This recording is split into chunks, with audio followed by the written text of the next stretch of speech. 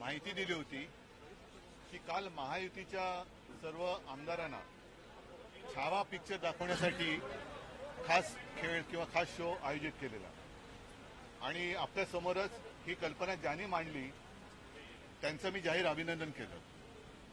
दुर्दैवाने हे सगळी लोक, त्याच्यात गद्दार लोक गेलेच नव्हते, पण ही सगळी लोक छावा चित्रपट बघताना आनाजी पंत या काळातले हे इकडे येऊन मराठी अमराठी असं विष काढून गेलेले आहेत.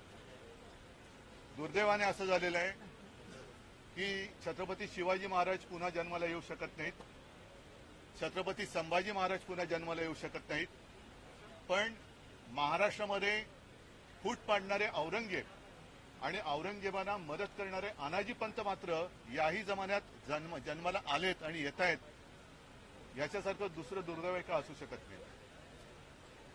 काल अशी काही लोक आपल्या देशात आहेत की जणू काही ब्रह्मदेवाला आम्हीच जन्म दिला आणि जगभर ब्रह्मज्ञान सांगत फिरत असतात.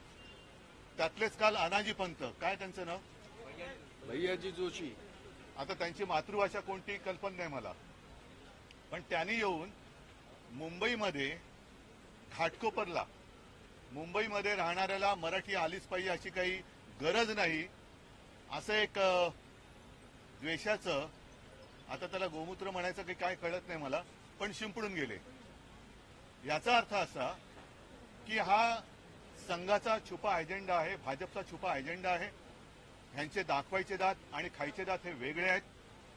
आता जर का तुम्ही बघितलं असेल तर बऱ्याच दिवसात हिंदुस्थान पाकिस्तान हा विषय त्यांनी काढलेला नाही. मग काय तर बटेंगे तो कटेंगे. आता बटेंगे तो कटेंगे म्हणजे हिंदू मुसलमान केवळ नाही तर मराठी अमराठी, मराठीमध्ये पुन्हा मराठा मराठेतर असं सगळं वाटणी करायची आणि आपण राज्य बळकवायचं. हे जे कोणी आनाजी पंत काल आले होते त्या आनाजी पंतांना मी सांगतोय की मी तुम्हाला त्यांना आव्हान देतोय की अशी भाषा त्यांनी अहमदाबादमध्ये जाऊन करून दाखवावी, तामिळनाडूमध्ये करून दाखवावी, कर्नाटकात, केरळमध्ये, बंगालमध्ये ही तिकडे भाषा करून नुसती दाखवावी आणि भाषा करून दाखवायची नाही तर भाषा करून सुखरूप येऊन दाखवावं. मराठी माणूस हा सहृदय आहे, दयाशील आहे, म्हणून कोणी यावं आणि टपली मारून जावं अशी आता ही पद्धत आहे. आणि यातून मराठी माणूस हा भाजप किंवा संघ खिचगंटीत धरत नाही. आम्हाला मराठी माणूस काय मतं देणारच आहे, जातोय कुठे. आणि ही मुंबईत तोडण्याचा म्हणजे मुंबईमध्ये इथली भाषा गुजराती, इथली भाषा, मला वाटतं अनिल तुम्ही आता विधान परिषदेत हा मुद्दा मांडला, सगळ्यांनीच चांगलं, शशिकांत बोलले, भाई जगताप बोलले, सगळ्यांनीच चांगले मुद्दे मांडलेले आहेत. ही भाषावार प्रांतरचना देशाची झाली. आता ही मुंबईची भाषावार गल्ली रचना करते की काय आणि मग तोडा फोडा आणि राज्य करा, ही अत्यंत घाणेरडी आणि विकृत मानसिकता या निमित्ताने सगळ्यांसमोर आलेली आहे. काल ज्याप्रमाणे मला वाटतं विधान परिषदेत मुख्यमंत्री बोलले की कोरटकर काय करताय, कोरटकर हा चिल्लर माणूस आहे, तसं मुख्यमंत्र्यांनी जाहीर करायचं भैयाजी काय करतायत, भैयाजी जोशी हा चिल्लर माणूस आहे. मग एक तर त्यांनी तो चिल्लर म्हणून जाहीर करावा, नाहीतर या चिल्लरचा काय बंदा रुपया असतो त्याच्यावरती राजद्रोहाचा गुन्हा दाखल झाला पाहिजे. कारण महाराष्ट्रामध्ये मराठी भाषा सक्तीची करण्याचा कायदा हे महाविकास आघाडीचं सरकार असताना आणि मी मुख्यमंत्री असताना केलेला आहे. या कायद्याच्या विरोधात इकडे मराठी भाषा आली नाही तरी चालेल असं बोलण्याचं धाडस करणाऱ्यावरती एकावरती कायद्याचा जर का बडगा उगारला तर यापुढे असं कोणाची बोलण्याची हिंमत होणार नाही. आणि नाहीतर मग त्यांनी सांगावं की संघाचा आणि भाजपचा छुपा अजेंडा आहे. एक तर कारवाई करावी, नाहीतर हे जे काय पाप आहे हे त्यांनी मान्य करावं. आतापर्यंत जर का आपण बघाल तर ही संघाची आणि भारतीय जनता पक्षाची नीती आहे की आधी एक पिल्लू सोडायचं आणि ते पिल्लू मोठं झालं तर खांद्यावर घ्यायचं आणि जर का वाटलं की अंगलट येतंय तर ते झिडकारायचं. त्याप्रमाणे आता गोलमाल उत्तर दिली गेलेली आहेत दोन्ही सभागृहात. काही ठामपणाने काही बोललेलं नाहीयेत. बावनकुळे सुद्धा आता बोलले की अशी अशी भाषा आहे, तशी भाषा आहे. अभिजात भाषेचा दर्जा तुम्ही दिला म्हणजे काही उपकार नाही केलेले. कारण मराठी भाषेचं महत्व संघाला कळलं नसेल, भाजपला कळलं नसलं तरी सुद्धा तेव्हा इंग्रजांना कळलं होतं. कारण सरकारचे डोके ठिकाणावर आहे का हा जो लेख लिहिला गेला होता लोकमान्यांनी तो मराठी भाषेत होता. तसंच आम्ही आमच्याच राज्य सरकारला विचारतोय की तुमचं डोकं ठिकाणावर आहे का. कारण आपल्या राज्यात आपल्या राजधानीमध्ये जी राजधानी मुंबई 105च नव्हे तर त्यावेळेला त्या ब्रिटिश कुठल्या परदेशी पत्रकार आल्या होत्या ताया जिंकिन त्यांनी एक पुस्तक लिहिले रिपोर्टिंग इंडिया. त्याच्यात त्यांनी म्हटलंय की त्यांनी जेव्हा हॉस्पिटलमध्ये पाहणी केली तेव्हा 200-250च्या वरती मृतदेह असे पडलेले होते. म्हणजे त्याचा रेकॉर्डच नाही झालेला, रेकॉर्डच नाही. तर रक्त सांडून आणि बलिदान करून ही मुंबई मराठी माणसांनी मिळवलेली आहे. मला संघाला आणि भाजपला सांगायचंय की ज्या ज्या वेळेला मुंबईवरती संकट येतं तेव्हा आम्ही सगळे मुंबईकर म्हणून, महाराष्ट्रातले सगळे नागरिक म्हणून एकमेकाला वाचवण्यासाठी पुढे जातो. मग ती नैसर्गिक आपत्ती असेल, जर अतिरेक्यांचा हल्ला असेल, अगदी 92-93च्या दंगलीमध्ये सुद्धा गुजराती माणसानं सुद्धा हिंदू म्हणून वाचवणारी शिवसेना होती. हे वाद लावून पळतात, वाद लावतात आणि पळून जातात.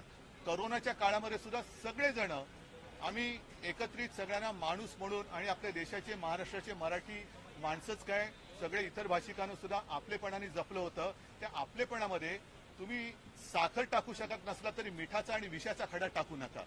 मुंबई एक चांगली महानगरी आहे, ती जिंकायची असेल तर चांगलं काम करून जिंका, विष घालून जिंकू नका. जर का तुम्हाला स्पर्धा करायची असेल तर चांगल्या कामाची स्पर्धा करा. मी मागे एका भाषणात बोललो होतो की याच मुंबईमध्ये शिवसेनेने रक्तदानाचा जागतिक विक्रम केलेला आहे. तसं काहीतरी काम RSSने करून दाखवावं. कारण नाहीतर काय होतं, लढायला तुम्ही आणि मिरवायला आम्ही, अशा पद्धतीने यांचं काम सुरू आहे. तर याचा आम्ही जाहीर निषेध करतोय. माझी तर मागणी आहे की ही अशी विषवल्ली या सरकारने वेळीच ठेचली पाहिजे. आणि नाहीतर या जोशींनी तामिळनाडूमध्ये आजच स्टॅलिनचं आलेलं आहे की त्यांनी भाषिक आता वाद सुरू केलेला आहे. म्हणजे भाजप आता उत्तर विरुद्ध दक्षिण असा आपला देश तोडायला निघालेला आहे. सगळे दक्षिणेतली राज्य आणि तामिळनाडूमधले सगळे पक्ष हे एकत्र झालेले आहेत. कमल हसन आज बोललेले आहेत की यांना इंडिया नाही तर यांना हिंदिया करायचं आहे. या अशा सगळ्या या वादाच्या ठिणग्या टाकून तुम्ही भारत माता की जय बोलू शकत नाही. भारत माता ही सगळ्यांची आहे. महाराष्ट्र हा आमचा सगळ्यांचा आहे. आणि महाराष्ट्रामध्ये येऊन कायद्याच्या विरुद्ध जर बोलत असतील तर त्यांच्यावरती राजद्रोहाचा गुन्हा दाखल केला पाहिजे. त्यांचा आम्ही तर जाहीर निषेध करतोय. पण भारतीय जनता पक्षाने आणि विशेष म्हणजे अगदी भारतीय जनता पक्षामध्ये भारतीय जनता पक्षातले मूळ जे हाताच्या बोटावर राहिले असतील ती लोक, त्याच्यात आलेले सगळे गद्दार, यांना जर का आपल्या मातृभाषेबद्दल प्रेम असेल तर त्यांनी सगळ्यांनी या जोशींचा निषेध केलाच पाहिजे. ही आमची जाहीर मागणी आहे. आम्ही तर करत आहोत. आणि आता मी तुमच्याशी बोलल्यानंतर आम्ही सगळेजण हुतात्मा स्मारकात जाऊन हुतात्म्यांना आम्ही अभिवादन करणार आहोत. तिकडे त्यांना सांगणार आहोत की कोणी किती विष कालवलं तरी आम्ही मराठी माणूस मुंबई आमच्या हातातनं कोणालाही हिसकावून घेऊ देणार नाही. म्हणजे नाही.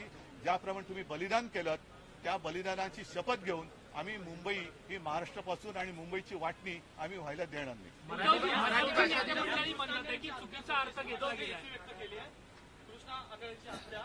नाही, मला वाटतं आजचा विषय आहे. राजद्रोह का मामला दर्ज करने की मांग आपने की है भैया जोशी पर क्यों और क्या?